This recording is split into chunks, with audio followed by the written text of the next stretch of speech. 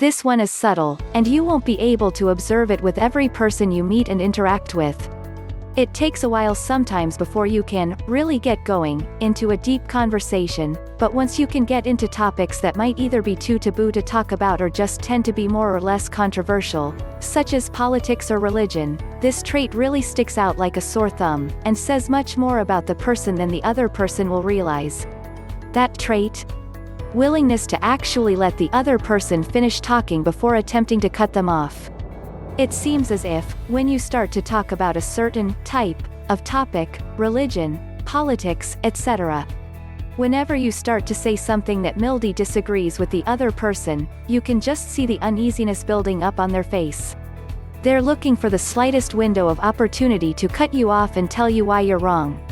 I see it in others, and, after careful examination of myself, have noticed it in my own way of talking as well. It's funny, whenever we finish talking to said rude individual who keeps cutting us off, we usually dismiss them as arrogant or even close-minded. The strange thing is, many times we do it ourselves without even noticing.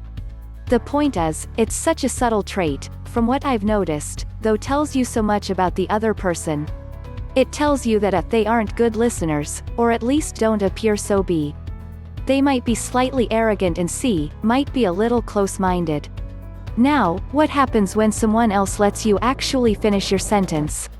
You actually get to speak your whole mind, and then, the other person is able to make a proper and well-informed response to your thoughts. You guys are actually debating against the truth of each other's thoughts, not just pieces and fragments. Of course, this is a nuanced thing as well, and the devil is in the details as, you shouldn't just talk forever without letting the other person speak, and then you should also let the other person know when they might be going on too long. Which that takes self-awareness on both parties' part. But I think you get my point. Final words, there are a lot of us who aren't very good listeners, and maybe we don't even know it.